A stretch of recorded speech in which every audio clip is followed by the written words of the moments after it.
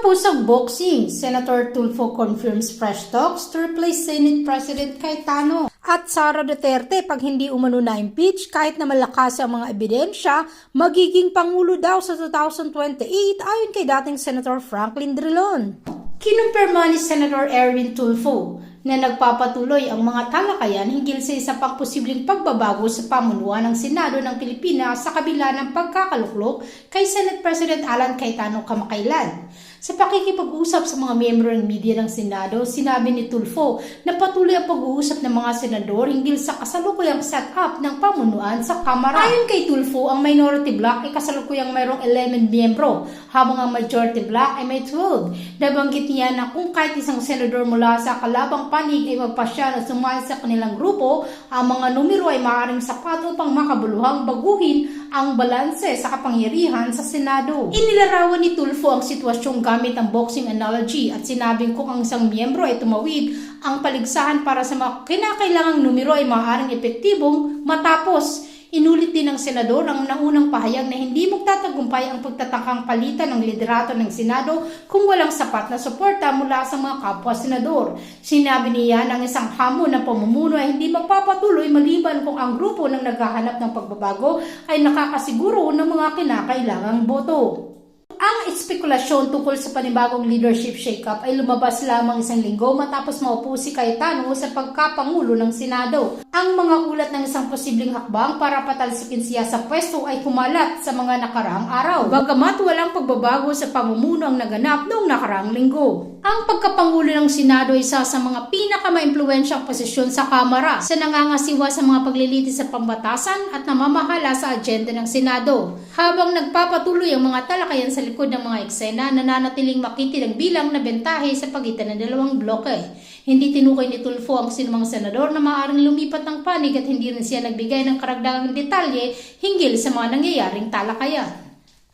Sa ngayon, nananatiling Senate President si Cayetano habang nagpapatuloy ang pag-uusap sa posibleng pagbabago ng pamunuan sa loob ng Kamara. VP Sara Duterte, posibleng manalo sa 2028 kung hindi mai-impeach ayon kay dating Senator Franklin Drilon ayon sa Billionaire News. Sara Duterte posibleng manalo sa 2028 election kung hindi mai-impeach. Nagbigay ng matapang na pahayag si dating Senator Franklin Drilon kaugnay ng usapin na impeachment laban kay Vice President Sara Duterte. Sa isang podcast interview, sinabi ni Drilon na posibleng lalong lumakas ang suporta ng publiko kay Duterte kapag hindi ito na-impeach ng Senado, bagay na maaaring manong magbukas ng daan para manalo siya sa 2028 presidential elections. Ayon kay Drilon, ang impeachment issue ay maaaring magdulot ng simpatya mula sa taong bayan na posibleng magpalakas sa political standing ng Vice Presidente. Dahil dito muling naging sentro ng usapan na politiko ang maging epekto ng impeachment proceedings sa hinaharap ng bansa at sa susunod na halalan. Pinalaga naman ni Senator Erwin Tulfo ang panukala ni Senator Rodante Marcoleta na payagan ng virtual attendance ng mga senador sa sesyon. Tila palusot lamang daw ito para makaboto pa rin sa impeachment trial ni VP Sara ang nagtatagong si Senator Bato de la Rosa. Samantala, pinakikilos na ng Department of Justice ang mga law enforcement agency para tugisin si Senator Ronald Bato de la Rosa na isa sa mga conspirators sa kasong crimes against humanity ni dating Pangulong Rodrigo Duterte. Ayon sa DOJ, maaari nang damputin ang senador sa bisa ng warrant arrest ng ICC. Samantala, maaari umanong panagutin si Senator Robin Padilla kaugnay ng pag-alis ni Senator Bato de la Rosa sa Senado. Ayon iyan sa isang law expert, kasong kriminal ang nakikitang pwedeng isampa ng isang kongresista. Si Padilla handa naman humarap sa investigasyon. Desisyon ng Senado ay wala siyang pagkakamali. Walang basihan yung kanyang ang pagsampa ng impeachment complaint. Tapusan po ang boxing, siya ang maging sunod na Pangulo. Ako ba doon, sir, sa ginawa ninyo? Ano po? May illegal comment, sir. Ay, tanong natin sa kanila kung may illegal. Kasi sa amin, tandaan ninyo, ang Senate, ang sabi ng aming SP, hihintayin namin ang warrant ng local. Obstruction of justice. harboring a criminal fugitive. The rational thing to do in the name of rule of law, na isurrender na talaga at hindi kupkupin, hindi mag-provide ng sanctuary, refuge, or safe house for a fugitive. Sabi rin sa simpleng pagkakaintindi po namin, no? Nung sinabing nasa protective custody nila, nasa kanila si Senator Bato. So, kaya pag wala na yung legal impediment to serve yung arrest warrant, di ba?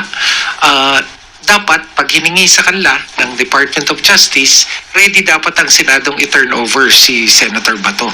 First, no, it's not for the Secretary of Justice, it's not within my authority to do that over Director Melvin Matibag. Second, I don't see any reason why Director Melvin Matibag will be suspended or preventively suspended given the current circumstances. Nung dumating, tatanungin natin, bakit siya nandito? Pambihirang buhay ito. Sana, mga mahal kong kasama, bagamat tayo ay magkakaiba ng kulay sa politika, pagdating dito sa ating bulwagan, proteksyonan natin ang Senado. Hindi dapat pinapayagan natin sa labas ng gate natin, may nagche-checkpoint. Pag-exit nila, parang hanggang kay Senator Robin lang yung nasa lab. Siguro hindi siya nakita ng gwardiya. Kasi ilalag lang ng mga gwardiya namin yung nakita nila na lumabas. Nakayuko siya ganun. So siguro baka nakayuko, nagtago. Hindi natin alam. Ngayon kung nakita ng mga gwardiya, ilalag nila. Bakit hindi to tumanda? Hindi, alam niyo to si Mr. Robin Padilla. Sige, bibigyan ko na siya ng atensyon. Alam niyo si Robin Padilla, ilang taon na ba ito? Bakit hindi to tumanda? Hindi nito nag-mature. Parang nasa high school square pa rin, gano'n. Di ba? Paano nga? How will I take this guy seriously? Parang high school lang. Di ba? You grow up. Pagka mature na siya, then he can talk to me. I'll give him my full attention. Based on our information, merong mga sergeant at arms or Senate security personnel who tried to stop Bato de la Rosa from riding his vehicle, and there are those who allowed his vehicle to flee. Tapos may mga, based dun sa reports, si Senator Robin Padilla ang nagmaneho nung SUV na sinakyan ni Bato dahil hindi ini-inspect yung mga sinasakyan ng mga senador. So itong lahat na ito ay these are unfortunate incidents that brought international shame sa ating bansa dahil lang itong si Bato de la Rosa ay is not man enough to face the consequences of his actions. And mind you, Mr. Bato de la Rosa is not an innocent man being persecuted. No, he was issued a warrant of arrest by the ICC because of crimes against humanity due to his role as the chief of the Philippine National Police during the war on drugs era of Duterte. And he was instrumental in the killing of thousands of Filipinos. Yan ang krimen nitong mamang ito. Pero napakaduwag, sa kaduwagan niya, may masasaktan, ano? Wala siyang pakialam dun sa safety ng ibang mga tao at yung kahihiyan na dinadala sa institution para lang maiwasan niya yung responsibilidad. May mga 1 o'clock kasi normally everyday, binibisita ko po si Senator Bato as part of my job na kung mayroong under protective custody, lalo na kaklase ko po siya sa PMA, part po ng aking duty na bibisitahin si Senator Bato. And then sir, nung paalis po sila, merong report na somebody tried to block po the vehicle na sakay si Senator Bato and driven by Senator Padilla. Accurate ba yun, sir? Wala po akong na-receive na report na, kasi ang report sa akin from the parking, parang tuloy-tuloy, normal lang sila. Naglakad lang, no, sumakay. At tuloy-tuloy lumabas na. And the reason po to block the vehicle, to block Senator Bato from leaving. Nagtanong naman yung ating mga security pero hindi na sumagot yung dalawang senador. At saka Anong tanong, sir? sa word po ng sa statement po ng ating Senate President, yung protective custody is a privilege extended to Senator Bato. Now, kung ayaw na niyang i-avail yung privilege na in-extend ng Senate, pwede naman siyang umalis. So hindi pinigilang umalis po yung Sir, pero vehicle. ba't hindi siya nakalog dun sa exit? Kasi di ba may nilalag niya yung exits ng Senator, yung oras ng pag-exit nila. Parang hanggang kay Senator Robin lang yung nasa loob. Siguro hindi siya nakita ng gwardiya. Kasi ilalag lang ng mga gwardiya namin yung nakita nila na lumabas. So siguro baka nakayuko, nagtago. Hindi natin alam. Ngayon kung nakita ng mga gwardiya, ilalag nila yan. Ano din kayo doon? Nagiging emotional din kayo for Senator Bato. Sir, bakit, sir? Ano yung ano mo, sir? Ano yung naiisip mo dun sa pagkaawa mo sa kanya? Nakikita ko po talagang mabigat sa kanyang naririnig naman yung kanyang expression. Yung kanyang frustration na sinasabi niya na in spite of his sacrifice, ito pa inabot.